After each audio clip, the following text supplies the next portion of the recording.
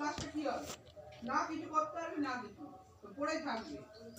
আমি রেবি লাস্টে। আমার তো কোনো ভয় নেই যে লড়াই করে আমার সাথে ফিরে পারবি, যে সে নিয়ে নেবে, সেটা তো নেই। না মেয়েদেরকে দিতে পারবি, না কিছু না শুনবি, কাউকে দিতে পারবি। আমি একাই আছি, ব্যাস। আমার কোনো ভাই থাকলে আমার চিন্তা থাকতো।